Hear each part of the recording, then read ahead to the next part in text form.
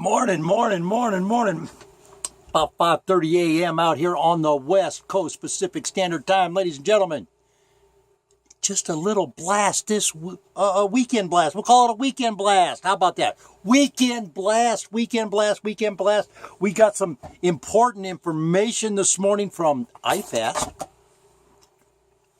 IAFST, of course, the new trade association in the mortgage field service industry, bringing management, labor, realtors, brokers, all to the table. Bringing everybody to the table. Everybody to the table. Is the organization for you? Get over there to their website, check it out. Yesterday, press secretary for IAFST sends out a blast notifying everybody, hey, expect hikes in gas prices. Expect hikes in gas prices. If you're Lowe's, Home Depot people, all in that area, you're probably going to see a spike in material costs for stuff too. So kind of get ready to start recalculating a little bit, and maybe because of circumstances, let's hope members of that other organization act respectable and allow you to negotiate fees based on what's happened, because that is how you do business, folks. Fees are based on your cost of doing business, and if your cost of doing business goes up this week, you got to get some relief there. And then if they're a good client, they'll let you charge accordingly, and then the next week you go back to where you were before. That's how that's done. And you, as the business person, as a small business person, needs to be honest enough to say, hey, our prices have come back down. We can go back to $5 for doing that now instead of $7. That's how that works. And that's a negotiation. Hey, I'm going to be on podcast later on, radio networks today, Talking Business 101. Talking Business 101, contracts. And do you need a contract when you do business with a friend? Yes or no? We'll find out. We're going to talk about that today. Of course, our hearts and prayers go out to the folks in Texas, all over the Gulf. All the way from Texas. That storm is huge. It's gone all the way from Texas, all the way up to Louisiana, Alabama, up into Georgia, all over the Gulf of Mexico, Florida, and all that stuff there, folks. We got some details emerging on FHA insured mortgage under, of course, Secretary Ben Carson with HUD. FHA insured mortgage on a Bay City family flooded home. They're in Texas also. We're going to find out more about this. Ben Carson. Secretary Ben Carson of Washington, D.C. struggles under an emperor wears no clothes. Let's see what happens. We're going to see what happens. That's a scuttlebutt running around early this morning. I have not had a chance, and I apologize, ladies and gentlemen, I have not had a chance to check up to the minute fraud reporting at foreclosurepedia.org this morning. I have not had that chance. I wanted to get this information out. A lot of stuff came in last night, and I wanted to talk about it real quick this morning. But you can bet with this story, and like I said, this is a scuttlebutt coming across my desk right now, that there's going to be a full report by late this afternoon out of foreclosurepedia.org. I will bet money on it. Ladies and gentlemen. I have new devices coming Monday. Maybe I can start writing again. Some of you have been asking, and I'm humbled that I'm honored that you guys would ask about, hey, how come you're not writing no more? You know, you do all the podcasts. We like reading your writing. Thank you very large. I sincerely appreciate that, folks. And I miss writing. I tell you, I do miss the writing. A name, Kimberly Satterfeld. Of course, she's a new... Craig Carnes gets a promotion. Here comes Kimberly Satterfield from the Caribbean via Chicago. I think this is something we might need a HUD locator to start following the money. We don't know. Up to the minute fraud reporting coming out of foreclosurepedia.org. Foreclosurepedia.org. You're up to the minute fraud reporting in the property preservation and the mortgage field service industry. Ladies and gentlemen, I'm going to be checking with him. You can bet I'm going to be checking with him about this deal here, and I'm very disturbed that Kimberly Satterfield has made a new policy coming in the door. Any questions you have, it has to be FOIA, Freedom of Information Act. Why? You can't just sit down and have an interview with somebody and say, hey, well, we do this, we do that. no, you can't do this with the HUD. I don't understand that. I'm going to send Miss Satterfield, I'm going to include her on this, but I'm going to send her a thing and find out, hey, can we talk? What is a what is a FOIA thing for? I'm not asking, this, you're coming new into this thing. This is big news for the industry. Maybe I can get an interview with her. I don't know. I'm going to try it, but I'm going to try, and let's see if we can't find out from Kimberly if there's a new mission, a new direction, something like that. I'll send her over a few questions and see what we can find out and see if she'll maybe talk to me. This came across my desk last night, and I think this is important. I'm going to make this, from here on, it's Business 101, folks. Business 101 tip of the weekend for the weekend blast. Use a PEO. Okay? Personal Employee Organization. Brian Cass asked a question over in one of the Facebook groups. Of course, many of you know I don't do Facebook. I don't do Facebook because 7 of their board of directors are the 7 top board of directors on Monsanto, and they censor, and I'm a big GMO person, so they can't be censoring me. So I don't do the Facebook thing, but thanks to the people who do send this information to me so we can take a look at things and maybe shine a different light on this. I've asked Brian, I sent a message to Brian to kind of get a hold of me. I can give you more information on this. But in that thread, there was a couple things in that thread I want to touch on, and then I'm going to address Brian's issue. The only one that made any sense was Kip. Don't work for Safeguard. Don't work for Safeguard. He's the only one making sense. But I know he said that in jest.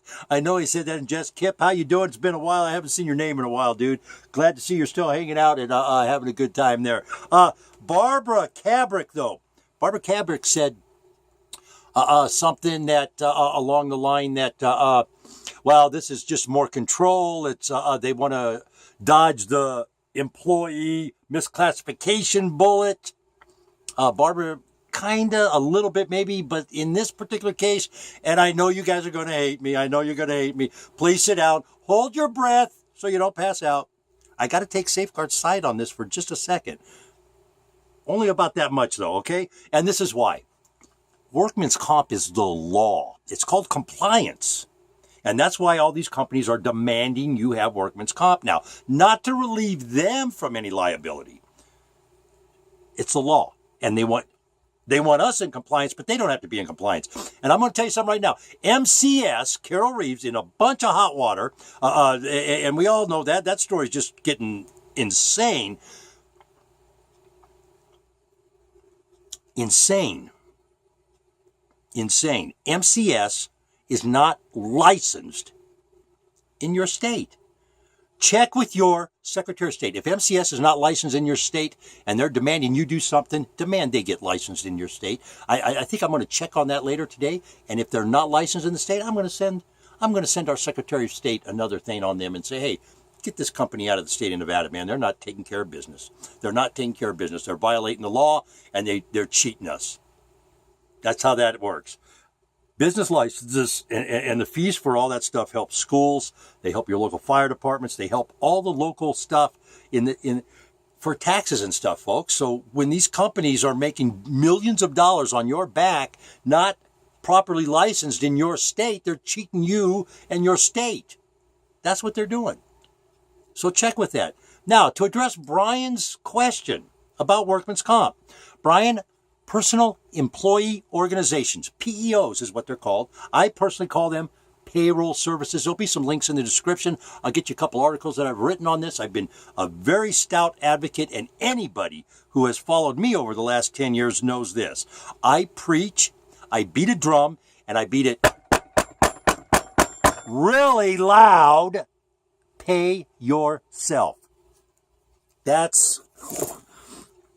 If you're not paying yourself, you don't know how much this work is costing you to do. It's just that simple.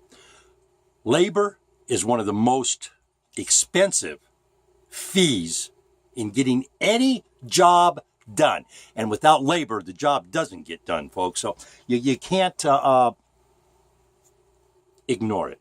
You can't ignore it. You use a PEO, they charge about 25%. Okay? If you send them $100, if you're going to pay yourself, excuse me, if you're going to pay yourself $100, you send them 125 or so. I think I was sending like 124.70 something. It was just a little bit under 25%. But this is what I got out of this, okay? My business was protected, number one. I got paid at the end of the week.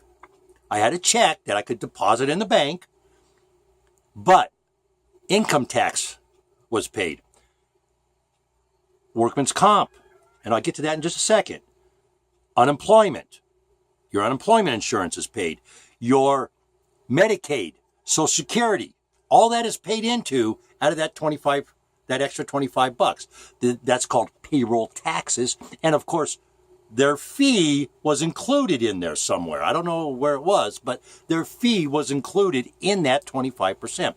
So not only are you kind of helping the community with a little extra business going on there, but you're getting a check at the end of the week. All of your taxes are being paid. You have money going into unemployment insurance. So when all this mess is over, you can collect some unemployment until you can find something else.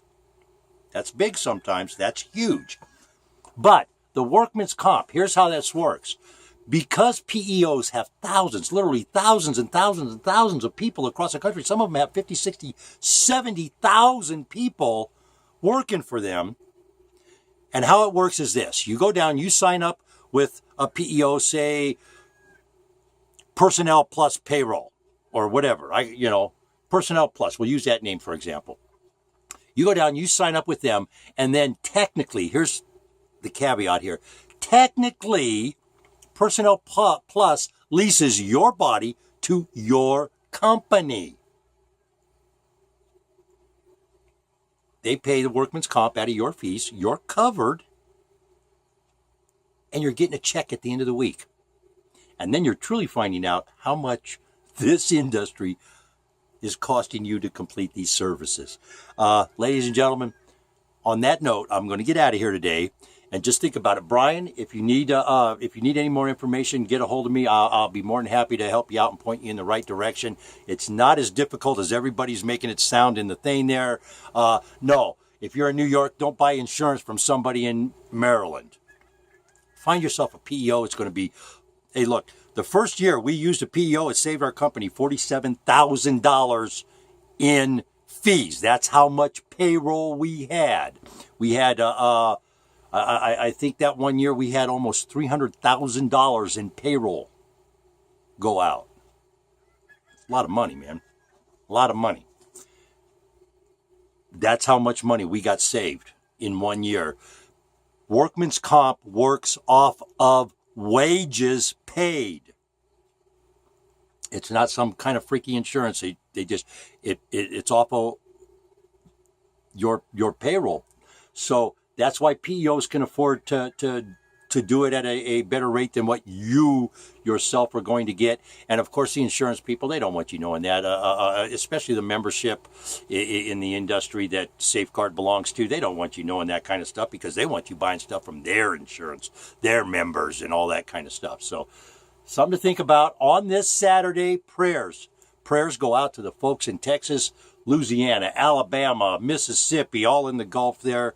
We're thinking about you, and we got you. We got your thoughts in our hearts out here on the West Coast. Be safe. Be safe. Just be safe, folks. Ladies and gentlemen, it's time to go.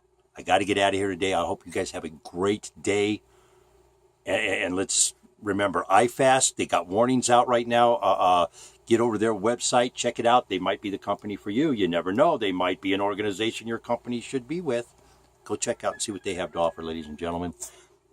Tune in later, man. Like I said, I'm going to be making a radio. I'm going to be on a couple of shows today with different people. We are going to be talking Business 101, a little agritourism.